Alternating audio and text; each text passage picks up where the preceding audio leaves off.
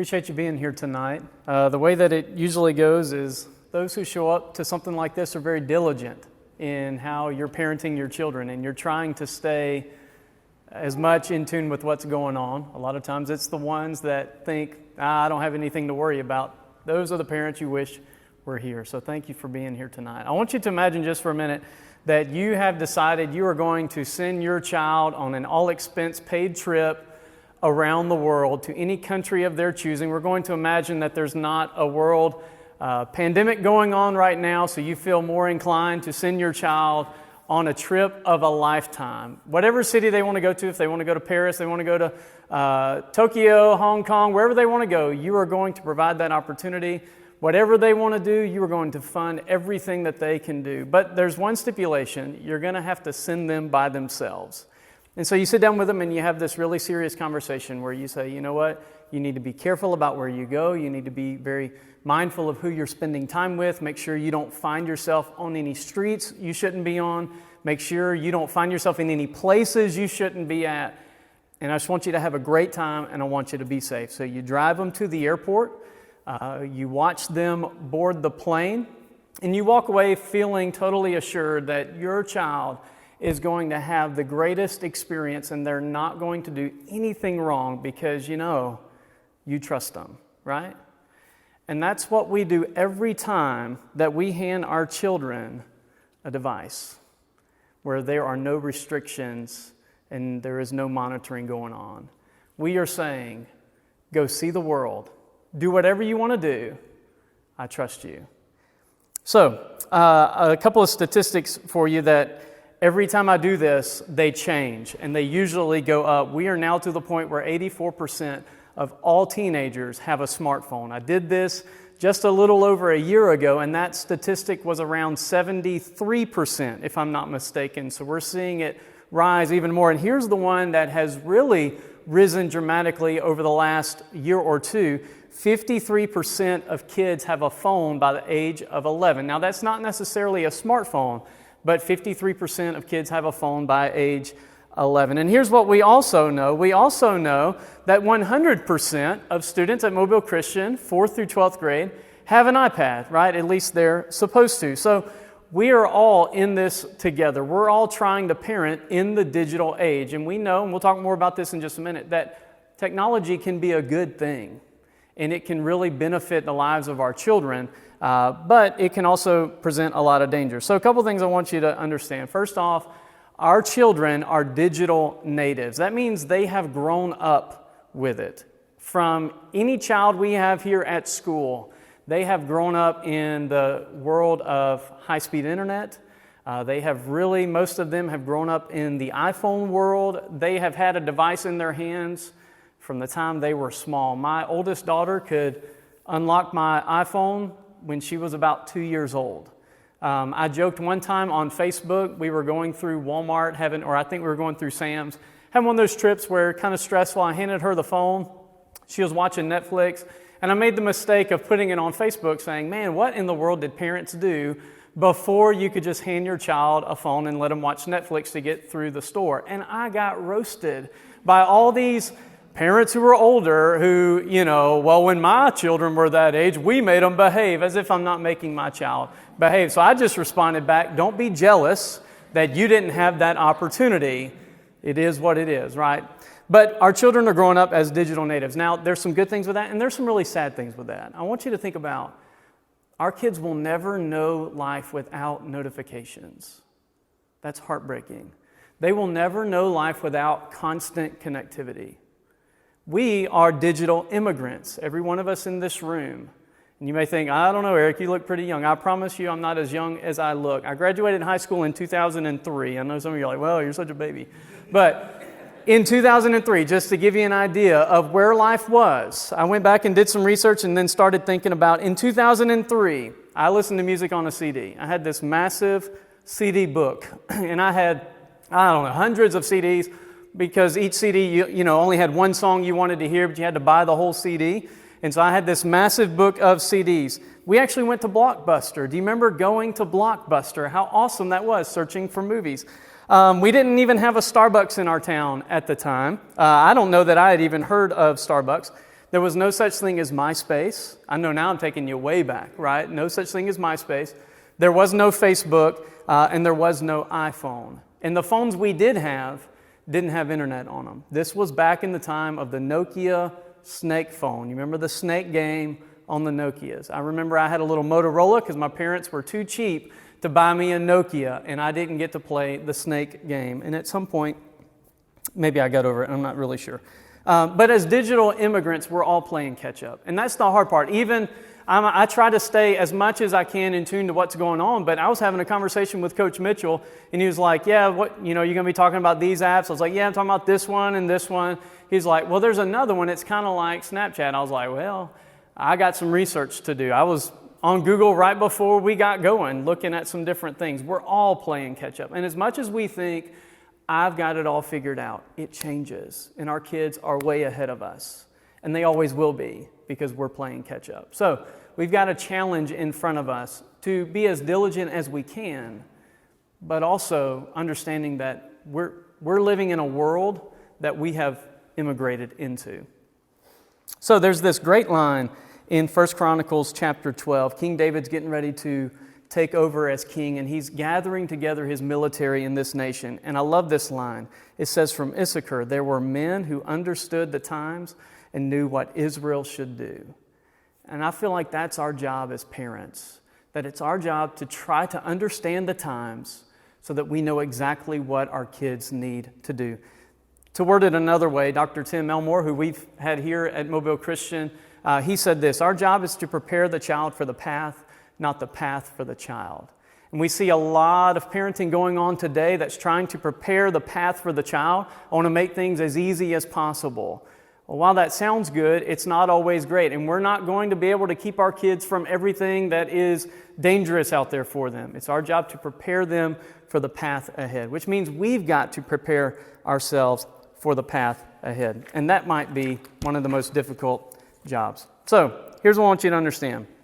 Your child does not have the experience and knowledge to safely navigate the digital world alone. I don't care what age they are, birth to 18, they do not have the experience and knowledge to do it alone. Here's what we know about that phrase, experience and knowledge. We would describe it as the word wisdom, because wisdom means experience and knowledge. When those two things are added together, you gain wisdom. Think about it like this. We don't allow kids to drive till what age? 16. We don't allow kids to vote till when? 18. We don't drop their insurance till when?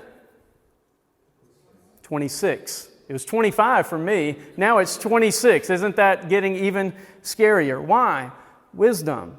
Because we know that a kid before the age of 16, and 16-year-olds probably shouldn't drive, but we know before then it's even more catastrophic. And we know that no 16 or 17-year-old should ever be able to vote, right? And probably most 18-year-olds shouldn't be able to as well. And they should probably raise the insurance even higher for especially 26-year-old guys, right? What we have learned is that something happens around the age 23 to 27. There's a part of the brain that develops the discretionary part of the brain where, if you've got teenagers, how many times you have uttered the phrase, what were you thinking? It's because they weren't. They don't have the ability to make good decisions yet. They're able to make some, but not all. They can't look at a situation and see all of the potential dangers. It's why, fellas, when you and I were 16, we would see it, can we redline that car, right? Can we get the speedometer to top out? Now, if you were to ask me to do that, I'd be like, no way, I got a family to provide for. I can see all of the things that can go wrong with me trying to peg out my speedometer, right? But at 16, it sounds like a rush. It's an adrenaline rush.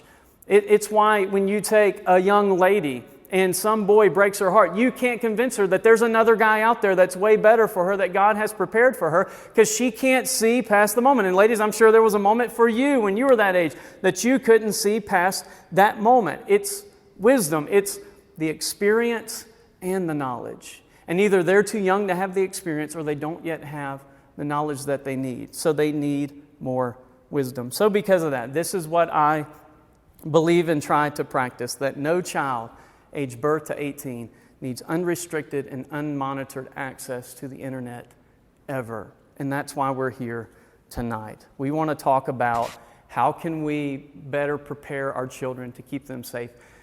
If we hand them a device that has no restrictions on it, we might as well hand them a hand grenade and say, be careful. It's going to result in destruction every single time. So, technology is a tool. That's it. Technology is a tool.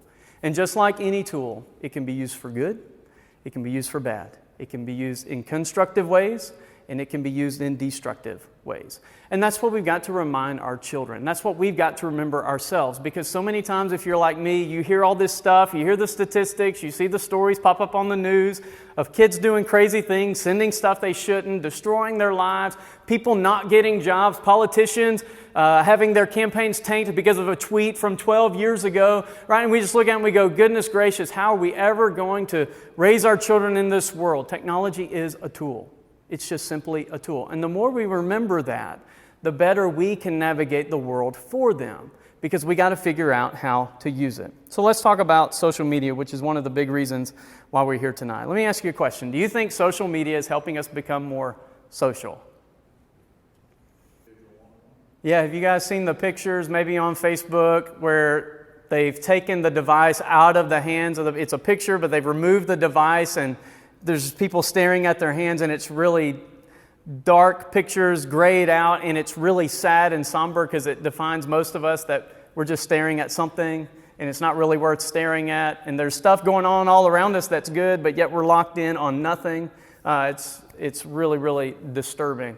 So you're right, it's not making us more social to a degree, but to another degree it is making us more social, because you're probably like me, that you've connected with people in ways that you never would have before. People you would have lost touch with, that you never would have come cross paths with ever again. And it could be that there are some people that you've connected with that you wish you never would have, that you were trying to avoid, but somehow they found you, and you even had an alias maybe as your Facebook profile, but they found you still.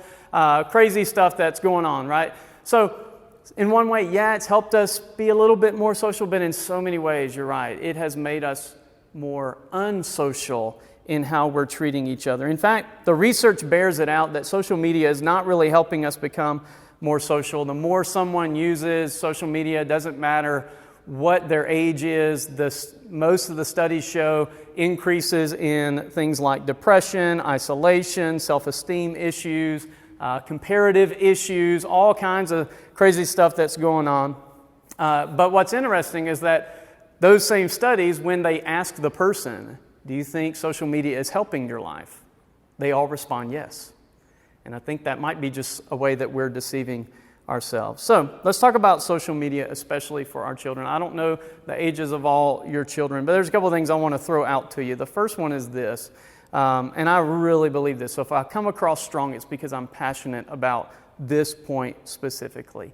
Every single social media account requires the user to be 13 years of age. Every single one. Facebook, Snapchat, TikTok, Instagram, every one of them requires the user to be 13 years of age. Now, I get that if your child gets their hands on a device, they download the app without you knowing about it, and they create their own profile. All they've got to do is click the little icon that says, yes, I'm 13 years of age. There's probably another workaround that they should build into that to verify, but they don't really care because they're making money every time a new account is created. But for us as parents, and you might agree or disagree with this, I'm just going to lay this before you.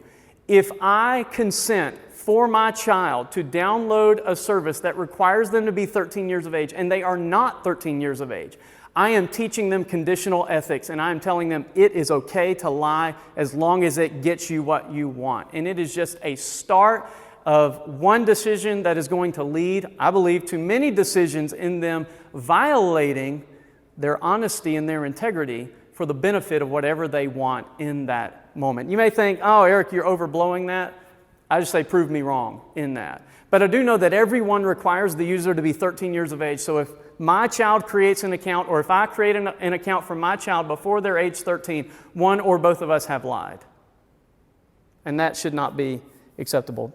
What's interesting is that most of the sites encourage the users to be 16 years of age. You're not going to find that in the fine print, but in other places, you're going to find that most social media accounts recommend the user to be 16 years of age. I don't know why 16 is the happy number. It's just probably because they have a little bit more experience, a little bit more knowledge, maybe solidified in who they are a little bit more than a very formative 13, 14-year-old who's probably struggling with serious self-esteem issues. And we know that social media just points out more of what we already are. So if we're already struggling, it's just going to magnify that even more, right? So I'm just going to throw that out there for you and let you handle that however you seem fit. But I just want to lay that before you. So let's talk about the one app that when I did this a year ago, I barely even talked about this app. In fact, this app we're going to spend a good bit of time talking about because it's the one app that has become more popular than any other app to date. Can you guess what it is? TikTok. You all know. You were all hoping we would talk about TikTok. You have kids that are walking around just like this guy. This is so funny. I saw this today. Anybody have kids constantly doing this? Yeah. I sent kids to the bathroom, walking back. One of them is doing this very thing. And I just laughed because I knew I was showing you this tonight. And I'm like, it is real. I mean, everywhere they go. And that's what we're all doing. Like, what is wrong? Are you spazzing? Now, there was another post that I saw on Facebook. Maybe you saw it. The mom who's doing all the TikTok moves, and her daughter was sitting over there on the couch. She was doing them, but then the mom started doing them, and the daughter just gives her a look like, stop, I'm so embarrassed. And that video has gone viral. And I think that's one of our jobs as parents is to embarrass our kids as much as possible, right? Why in the world has TikTok exploded? I have no idea, honestly. In fact, it seemed like the app was about to go bankrupt until it was bought by a new company. Because you may remember this app was not called TikTok a little over a year ago. What was it called? Musical.ly. It was called Musical.ly. And there were a few. I'd occasionally hear kids talking about it, but not to the extreme that it is today. In fact, in my 7th and 8th grade Bible class, we're going through a series of videos, and it asked them, what do you want to be famous for? And one of them, I kid you not, said, I want to be famous for TikTok, for making TikTok videos. And I was like, perfect material for tonight, right? Perfect material. Now, what in the world? So I just want to lay a couple things before you. TikTok is owned by a company in China called ByteDance. I just want to warn you, I know this is being recorded, so hopefully I won't be prosecuted by Chinese government. I just want to tell you, they don't have your children's best interest at heart. Another thing that I have found out in recent weeks is that federal employees of the federal government are not allowed to have TikTok on their phones and are not allowed to have TikTok accounts from what I understand. In fact, I just saw today on one of the news websites that I follow that the CEO of Reddit, I don't know if you're familiar with Reddit, but it's like a long message thread basically of different topics. But the CEO of Reddit really trashed TikTok about 2-3 days ago in an interview, talking about how he would never have that account, how they're basically phishing all of your information. It's constantly listening because it taps into your microphone, taps into your Bluetooth, and it's constantly listening. It's always pulling your location, even though you can change some of those settings. I just throw that out there to tell you that there's a lot of crazy stuff going on surrounding TikTok. Now, if you were to Google it, you're going to find articles from TikTok that totally discredit all of those. And I don't necessarily know who's right. I just know there's a lot of smoke around this one app. But it has been downloaded over 1.5 billion times. That beats Instagram, which has 1 billion downloads. That beats Snapchat, that has 53.5 million downloads. It doesn't beat Facebook because Facebook has like 4.6 billion downloads, and it probably never will, but the app is growing like crazy. Now, I get why kids enjoy it. They do it to have fun, and I get that. But they've also come under a lot of scrutiny lately because of the amount of obscene material that is on TikTok. In fact, I was just doing a Google search do some research on it this morning, and some of the articles of some of the things that's going on with TikTok, some of the pressure that they're under because of things that are posted by other people that they're not necessarily taking down, that people feel they should take down. Unfortunately, there's not great ways to control what your child sees. Now, to deal with some of the scrutiny that they've been under, they're getting ready to release. I don't think it's been released yet, but they've announced that it's coming. That if you as a parent have TikTok on your phone and you have an account and you're linked to your child's account, that you can set parental controls, what's called family safety mode, on their account. Now, with any social media account, I encourage you to make your child make their account private, always. Doesn't matter what service they're on, their account needs to be private. But also with this one, there's the ability that you could then control a little bit some of the content that they're seeing, at least as much as possible. You can currently do it by going in on their phone and going under the family safety mode and changing and setting some of those parameters, and then hope that they don't go back in later and remove them. Pretty soon you'll be able to do it from your phone. So a lot of stuff going on. If you're asking my opinion, I don't like the app. I think there's a lot of crazy stuff going on with it. My child's not 13, so I only have to fight that battle for another several years, and then that might be a hill that I'll die on. You know, we all got to pick our battles and pick the hills we'll die on. That might just be one that I'm willing to die on based on all the stuff that's going on surrounding that particular app. I just encourage you, if your child's on it and you're not, you need to get on it. And you need to follow them, but also see what they're seeing. And you'll see it by you getting on the app, and we'll talk a little bit more about that later. All right, so let me tell you about a couple other apps that you really need to be mindful of. First one is this app called Disney Plus. I'm just kidding. We all love Disney Plus, right? I mean, I hope you have Disney Plus. This is absolutely beautiful. I just love to do that and really mess with your brain. Here's a couple others. In fact, you may not have heard of some of these, but they're out there, and most of these are anonymous-based apps, meaning that you don't have to create a profile. Any anonymous-based app is just simply breeding ground for cruelty and bullying, because anonymity breeds cruelty.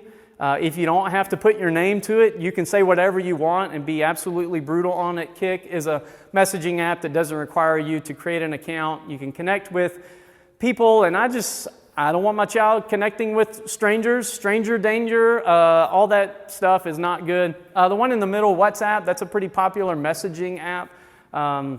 Personally, I've never used it because I just don't have any desire. I don't have any need for this app in my life.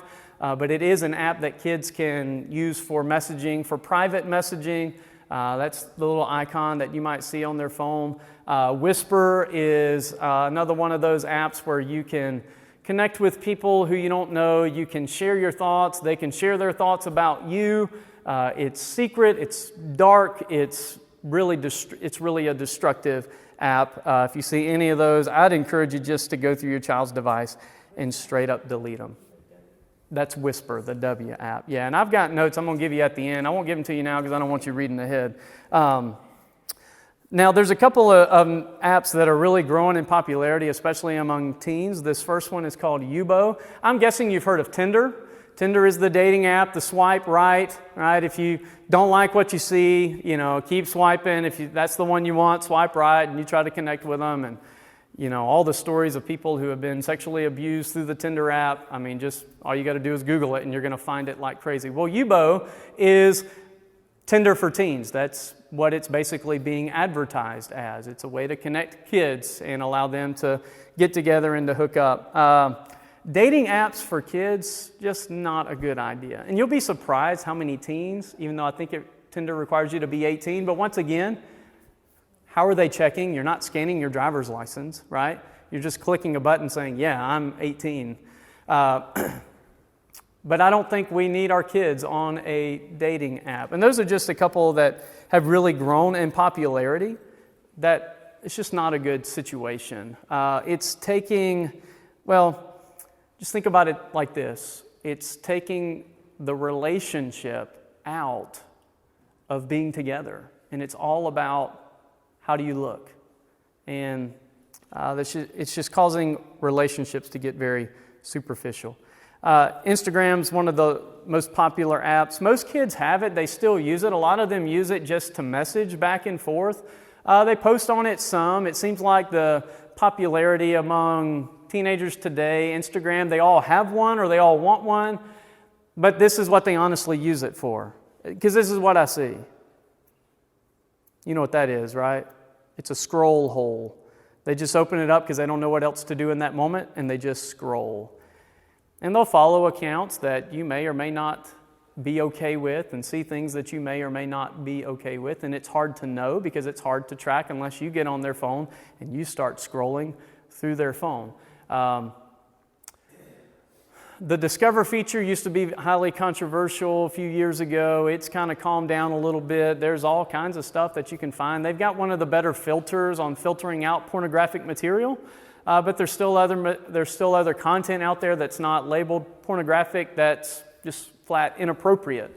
And so that's definitely a struggle. Couple others, Tumblr has made a revival for whatever reason. I had a Tumblr blog like 10 years ago. I can't believe this app has come back, but even over the last several years, the amount of pornographic material that has been put on Tumblr is just out of control. And so I'd encourage you, make sure your child just stays away from it. It's a micro-blogging app. When I was using it, it was really cool, the different features you could use it for. But it seems like it's kind of making a revival a little bit, but there's a lot of stuff that's not good on it. Snapchat, about a year and a half ago, was the one that we were all talking about. What do we do about this Snapchat? Well, they still use it, and it's one of their primary forms of communication, and you still see kids awkwardly taking pictures, although it doesn't seem like this one is, they're not talking about it as much. They're using it, but it doesn't seem like they're talking about it as much. There's some fun things. If you've ever been on it, the filters are really fun, and it's neat. But I think what happened is we all learned about it, a lot of us got on it, and the kids left, or they quit using it and quit talking about it. And that's usually the way it goes. So if we want them to quit using TikTok, we all need to, I guess, get on TikTok and start walking around doing whatever, twitching or spastic movements, whatever you want to call it. What I would encourage you, if your child has a Snapchat account, we'll talk more about this in a little bit, just remind them that those pictures never go away. I know that they auto-delete after however many seconds you say, but they don't. I don't know how in tune you are to technology, but if I were to send a snap from my phone to your phone, it's going to go through at least 3 different server banks in that split second that it takes to get from me to you. In every server bank, it is stored forever. And all it's going to take is for somebody to hack those server banks, or for Snapchat to go out of business and make one last hurrah on making some money and sell all of those images to whoever wants to buy them. And there are going to be so many people on the internet, once these pictures are published, who are going to be put on the internet not clothed, and they never intended to be, because they thought the picture would auto-delete. And it doesn't. It might auto-delete from your phone, but it will never go away. It will always be in the digital world.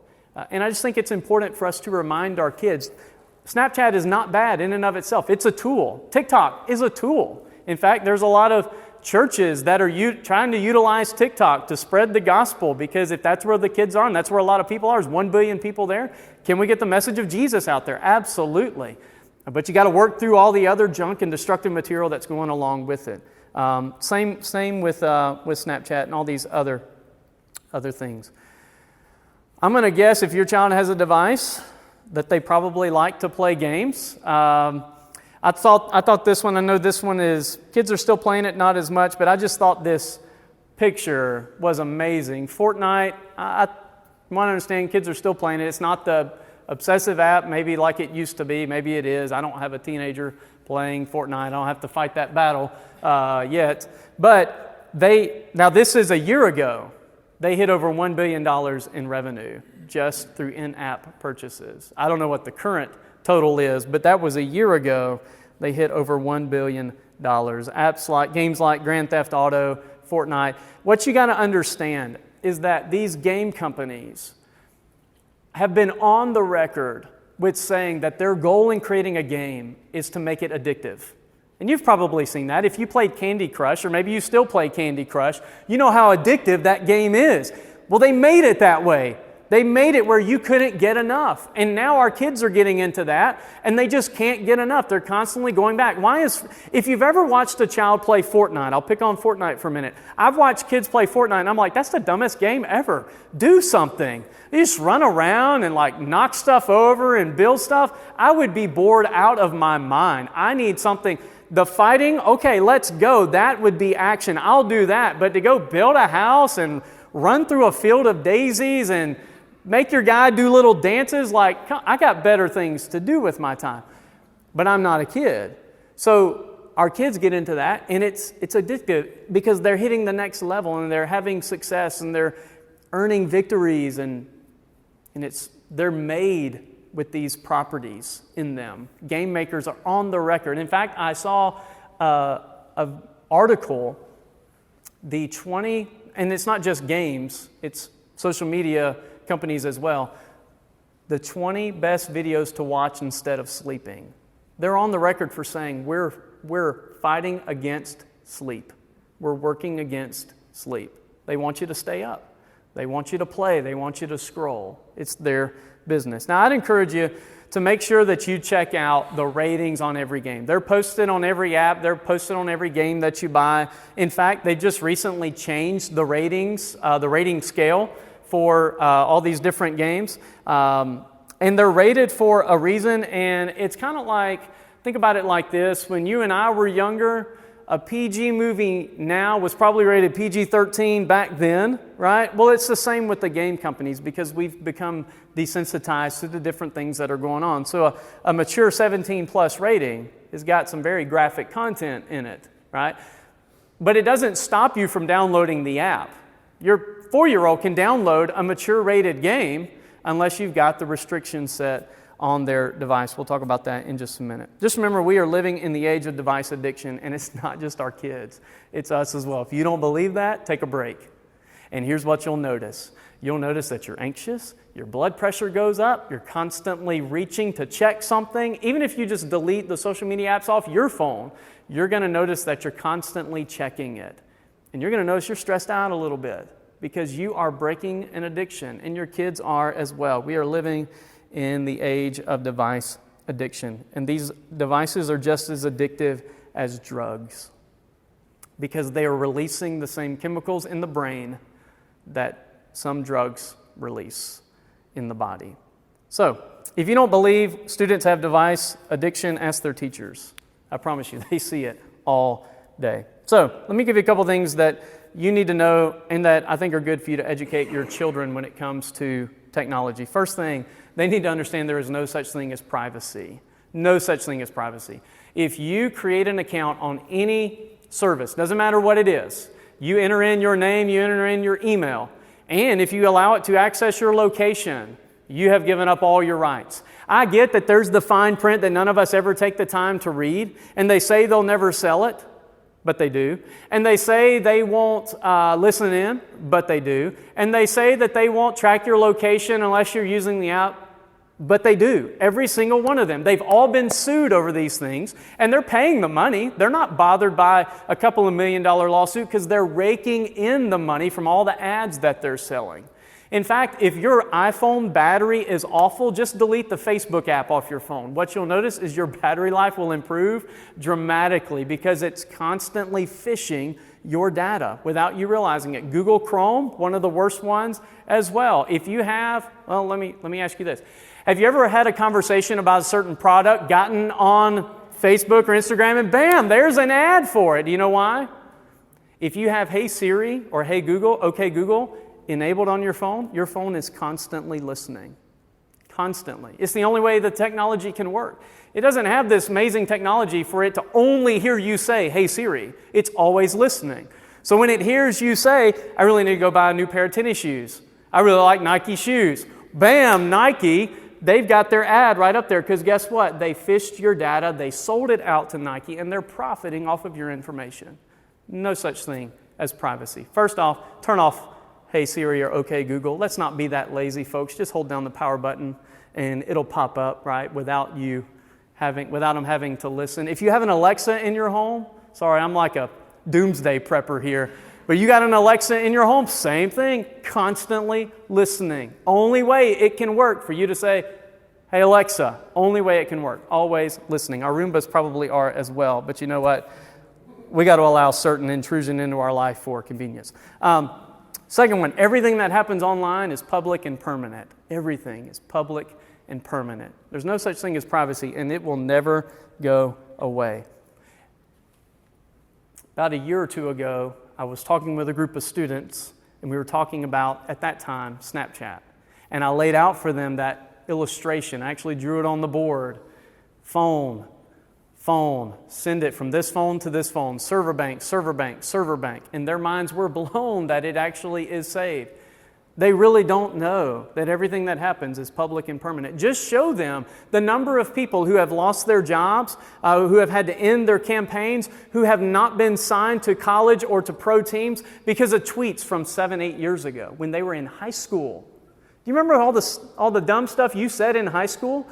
Thank goodness Twitter and Facebook and Snapchat were not around when I was a teenager, because I probably wouldn't have a job either, right? Most of us wouldn't. And that's what we got to educate our children on. I think it's important to remind them that these boundaries and restrictions are for your safety, not your punishment. And that's hard because some of us are in the position where we're going to have to walk some things back. We allowed some things, and we're going to have to walk them back, and that's really hard. It happened to us early on in the year. Our daughter got an iPad, and we allowed her to text a bunch of her friends, but that quickly turned into more than we wanted it to be. Nothing bad happened. It was just, I got tired of that thing going off all the time. And I thought, how in the world is she supposed to do homework when it's constantly dinging? And at one point, one night, school night, 10:30 p.m., I'm rarely up at 10:30 p.m. That thing starts going off. Now, it's not in her bedroom. We'll talk about that in just a second. But it starts going off. Next morning, I told her, I said, darling, you tell every single one of your friends, they better not text you after 8 o'clock. And then my wife and I had other conversations. We said, you know what? We're going to disable it on her iPad. We just got to take it off. Man, you talk about, we'd have been better from day one just to say, nope, nothing. Prove it, and then we'll let it. But we had to walk it back. And that's hard, but you know what? I'll share with you something at the end. It's just sometimes what we got to do. Because, and I told her when I'm having the conversation with her, sweetie, I'm sorry. But you know what? I don't always make the right decisions. And I didn't think this one through. And I get all your little friends, you're the one not able to text, boo-hoo-hoo. I get it. I'd be upset too. But you're just going to have to go with this one, okay? And that's hard. And it's hard for us as parents. And sometimes pride sets in. I don't want my kid to be the only one not able to do this. It's hard. But you know what? It's for their safety. I think it's important that we let them know if something ever happens, please speak up and tell me. You're not going to be in trouble because you just happen to see something. I need to know. You'll be in trouble for not telling me and trying to deceive me, okay? And we just need to have that open conversation. And then this one's really hard, but this one's for us parents. We got to set a good example. So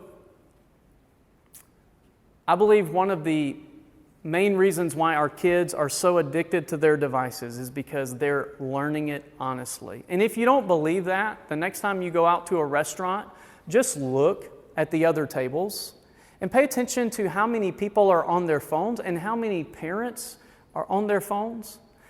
And even more heartbreaking, how many parents are on their phones and their kids are sitting there with nothing.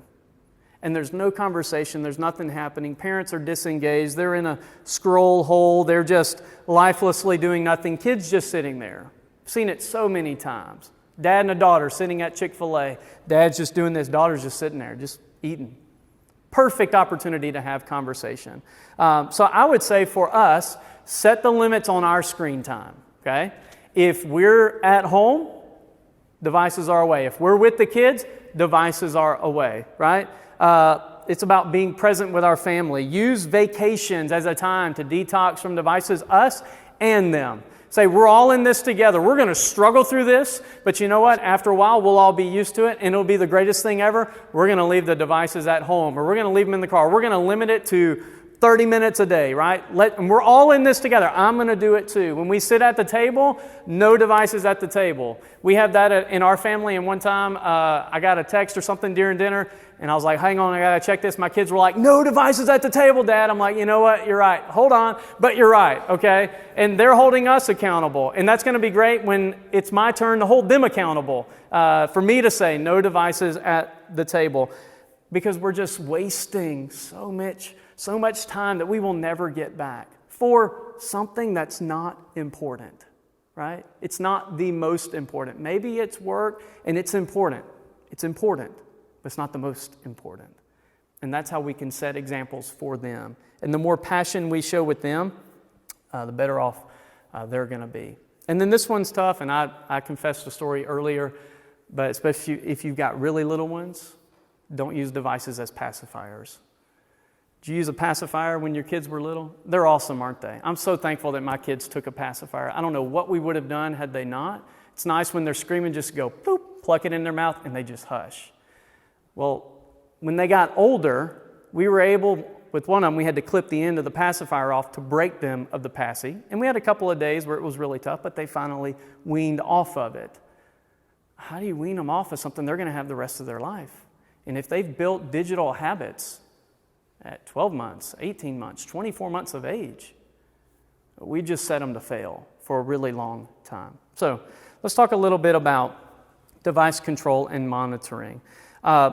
Since we're all parents of children at this school, and especially if your kids are 4th grade and up, they all have iPads. And so there in iOS, in Apple's iOS, there are great features. And if you have an iPhone or an iPad, you have the wonderful ability to utilize something that they released back in iOS 12 that is just absolutely marvelous. The interface is not the most user-friendly, but the more you dig into it, the better it is. Let me just go ahead and say, it's really hard to track everything your child is doing on their phone. There are services you can pay for, and they'll work a little bit, but kids are always going to figure out how to work around them. And it's just really hard to track everything that they're doing. And just because an app says, we track everything, they don't. They're not able to, okay? So that's one of the disadvantages that we're always at. If you want to know every word your child types, that's really hard. If you want to know everything they send, that's really hard, because some of these services that say they can, they can't. They just can't track it. So here's what we can do that we know will work well. Screen time is an awesome resource. So if you open up your settings, down on the left side, whether it's on an iPhone or an iPad, you'll see that screen time. Add all your kids as family members, and now you can control their device from your phone. You're going to create a 4-digit code. Don't tell them that code. If you tell them the code, you've ruined everything, okay? They don't need to know the code. Don't use the same code you use for everything else, because they'll figure that one out pretty quickly. And from there, you can lock down their iPad. You can control when that iPad is usable and when it's not. You can shut it down. My child's shuts down at 8 o'clock every night. From 8 o'clock to 6 a.m., it shuts down. And in fact, one night, she was having to do some homework late, and at 8 o'clock, bam, that sucker shut down. She's like, Dad, I'm like, they can request for more screen time, and you can approve it or not approve it. 15 minutes for an hour or the rest of the day. You got 1 more hour to finish studying, right? And then, bam, it shut down. In fact, she was listening to music to fall asleep one night. And the weekends, it shuts down at 10. And at 10 o'clock, Pandora shut off. She was like, Dad, the music shut off because of screen time. I'm like, okay, hold on. So I went in and fixed it. But it's just beautiful because I don't have to worry about it. Now, you don't want to disable it necessarily during the day because they have to use it for school purposes. But you can, this is another beautiful feature of it, you can lock down certain apps. You don't want them to be able to text during school? Lock that sucker down. You can specifically control messages for a certain period of time where they can't text anybody, or they can only text you, okay? So that feature is beautiful. You can even go in and see how much time they're spending on each app that's on their iPad or iPhone. It's a beautiful, beautiful service. The other thing that I love is you can make it where any app that they download, they must ask you for permission. This is a must-have. You've got to enable this. If you don't know how, I'll stick around a little bit afterward and I can grab my iPad and show you how to go through it and make this happen. This is what keeps them from creating accounts that you don't know about and from having stuff on their phone that you don't know about. Every single one, they must ask you for permission, even on school apps. Now, it gets a little tedious. Like at the beginning of the year, we're downloading all these apps. And it is so frustrating because it takes so much longer, but it's worth it to know that my child can't download anything without my knowledge, okay? So those are a couple things. If you just want to track their location, Life360 is a great resource. You can do it through iOS, but this is another great app that you can track their location. iOS has really beefed up their tracking abilities. You can make them share their location with you, but it's got other features. It's a free service. It's limited, or you can pay for it. It's just a great service. If you got an Android, I'd really encourage you to get rid of it. Just kidding. You can use Google Family Link. It's a great service. It's pretty similar, pretty comparable to iOS Screen Time, where you can see what they're doing. You can set certain limits, that sort of thing. Got just a few minutes left. I want to share with you a couple of things to leave with you before you go. First off, I believe you should have somewhere every account login and password for any account that your child has, social media or not, doesn't matter what it is. iCloud account, if they've got an Instagram, if they've got a TikTok, you should have the login, because what that will allow you to do is it will allow you to log in and to see exactly what they're doing, see who they're following, and just go ahead and tell them. If they're asking to download it and you allow them to, you tell them.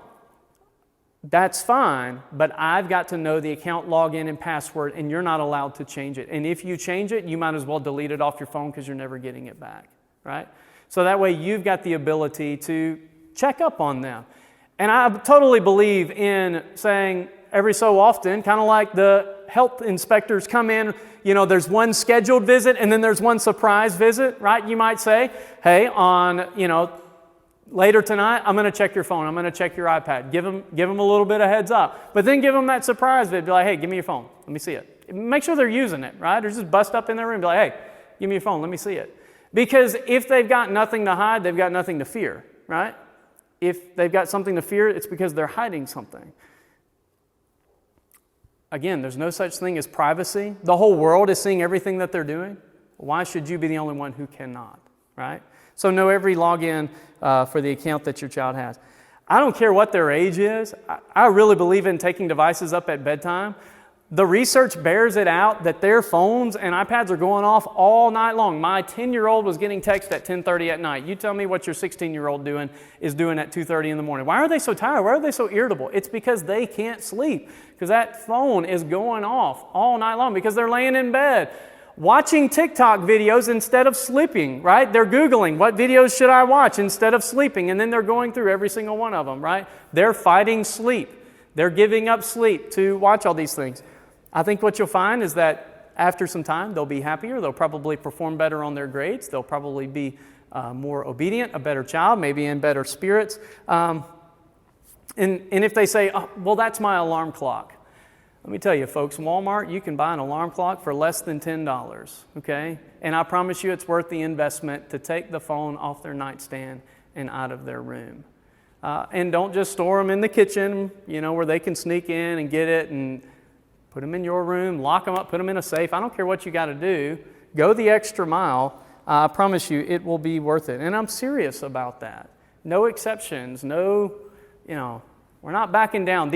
I believe these are non-negotiables. Like, if I'm going to give you this device and you're not okay with this, you don't get this device. These are the rules, not for your punishment, for your safety. I don't care what so-and-so's parents do. They may be okay with their child destroying their life. I'm not, right? We've told our children for a long time, we don't worry about what everybody else is doing. We're doing our best for you. And if you're different, you're different.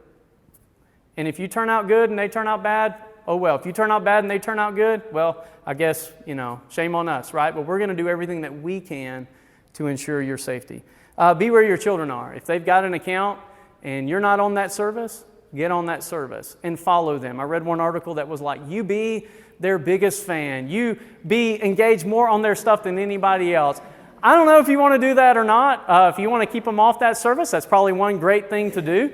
But I definitely agree in being on the service and following them. You may not like and comment on everything that they do, but you definitely want to see it. I think you need to see it. So I think that's a great thing to do. Be where your children are. If they ask to download something and you don't know anything about it, just say, well, I need to research that, and I'll get back to you. We'll talk about it in a day, 2 days. Give me a week. I need to be diligent on that. They may not respect it now, but you know what? They're going to raise children in the digital world, and it's teaching them good parental habits as well. And I think we need to have regular conversations about our children's digital life. Riding down the road is great opportunities. Over dinner is great opportunities.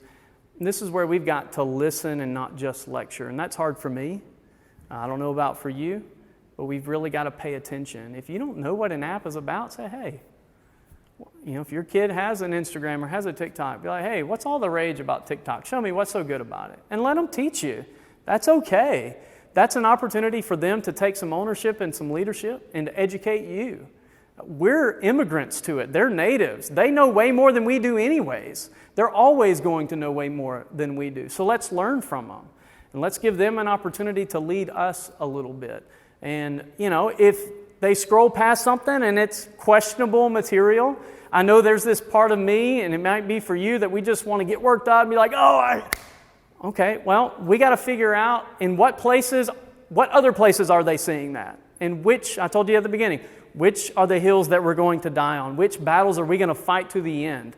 And we got to pick and choose wisely, right? Because we can't pick them all, we can't fight them all, we certainly won't win them all. And that's where we've got to have that discretion and that wisdom to figure out what's worth the battle. What do I got to just use as a moment, as a teaching moment? Because we could just talk about, hey, let's talk about that. If you watch the Super Bowl, plenty of commercials in there that were absolutely hilarious, that a lot of our kids watched that were totally inappropriate. Well, if they've all seen them, let's use them to teach. Let's talk about them. What are they selling you? What do they want you to think? What does this app want you to do?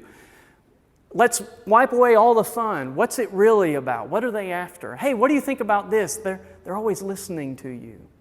How do you feel about that? Do you think there's some conversations you've had that your phone's listening to you that you may not want the whole world to know about? Well, here's what's happening.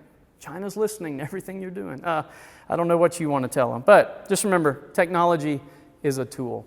So today, my wife sent me a Facebook post. I want to read it to you because I find it very encouraging when other parents take strong stands when it comes to technology. I don't know this individual, but it's definitely been shared many times. I've shared it on my Facebook profile as well. I want to read it to you. This guy shows a picture of a phone that's charging. He says, this phone belongs to my 14-year-old daughter. It's charging on my kitchen counter. At 9 p.m. every single night, her phone shuts itself down and she brings it here. Why? It's how I keep her safe. That phone is free of social media. She has an app that allows her to chat with a handful of friends and family. I know every person she talks to, and I check her phone and messages regularly. Why? It's how I'm keeping her safe. My nearly 12-year-old son asked me 2 days ago if I would connect his PS4 to the internet so he could play with friends outside of the house. I said no. He had a persuasive argument. It was filled with many things I agree with him about. Unfortunately, the good does not outweigh the bad, so I stuck with the original no. Why? It's how I'm keeping him safe. These devices left unchecked will allow people into our homes at any hour of the day. There is no escape, and I've created this home to be an escape. It's a safe place for my children, no matter what happens outside in the world. I want this house to be their respite, their safe haven, their fortress. Opening the door to unrestricted internet access allows anyone to enter our home at any time. I'm locking that door. When it comes to internet access, here there is zero privacy, zero. I've listened to the arguments about privacy, and I've not heard a single one that made me rethink the safety of my children. It's not only their physical safety we're called to guard, we must guard their hearts, their eyes, and their ears until they can make their own rational decisions. I'm doubling down rather than easing up on this issue. Why? Because I've read countless stories of parents who wish they could undo what's been done. There are children sending pics, videos, and other sexual content of themselves to, quote, friends online. And it's not happening out there somewhere. It's happening in good, solid Christian homes. It's happening right under our noses. The fallout of this crisis is yet to be seen. Our boys are exposed to sexual content and pornography years earlier than their fathers, and the consequences are immeasurable. Parents, educate yourselves on the long-term damage of early pornography exposure. I know the old adages bring comfort, quote, boys will be boys, but I call bull. We are excusing life-altering behavior by assuming that it's just, quote, what boys do. No longer is it magazine photos of girls they will never meet. It's nude pics of girls in their schools. By the way, let me add to that. The statistics bear themselves out. It's not just young men who are struggling with pornography. It's young ladies as well at growing and alarming rates. This is not fear-mongering or helicopter parenting. It's simply common sense. Check the phones. Monitor their online presence. If you allow social media, make sure you're one of their most engaged followers. That's what I was telling you about. They probably won't like it. You'll get some pushback, parent, anyway. I tell my children all the time, I'm not here to make friends. It's okay with me if this makes you unhappy. Why? It's how I'm keeping them safe. Do with that what you will, but I agree with the message. I think if we all double down, if we all get a little tighter on what we will allow, we won't have as many children going, I'm not the only one. You're not the only one. There are many, right? There are several in our school, in your class, who are not allowing these things. Why? It's how we protect you. It's for their benefit. Technology is a tool that they will live with for the rest of their life. And we've got to teach them how to properly navigate this world that they're living in. Let me pray for us. Father, thank you for this time that we can gather tonight. Father, thank you for the privilege to share this information. Father, what a privilege it is to parent children in any age. Father, what a challenge it is to parent children today. But Lord, I have no doubt it's just as challenging as it has always been. It's just different things that our kids can be exposed to. And Lord, thank you for counting us worthy to parent children in such a difficult time. Father, give us the wisdom that we need to help our children properly navigate this world. Father, give us the diligence that we need to research more than ever, to have more conversations than we ever have. Father, to put things in place that will be for their safety and their benefit. Father, give us the courage to not back down when they have persuasive arguments. Lord, when they are very passionate about what they're wanting to do. Father, give us the wisdom, give us the courage for what we'll need to do for their benefit and for their safety. Father, I pray for the school. I pray for each parent that's here tonight, for each child that's represented here. Father, I pray that they will grow up in the nurture and admonition of the Lord. Father, I pray that they'll grow up knowing about their loving Savior, about their loving Father who sent His Son to die for them, that they'll learn how to use technology in a way that brings good to the world. Father, in a way that's more than just wasting time, in a way that's truly engaging, in a way that's world transforming. So Father, give us the courage, give us the wisdom that we'll need to parent our children in a way that will teach them how to be world changers with the tools that you've given to each of us. Father, help us to set the example first. Lay this on our hearts in a very convicting way. In Jesus we pray. Amen.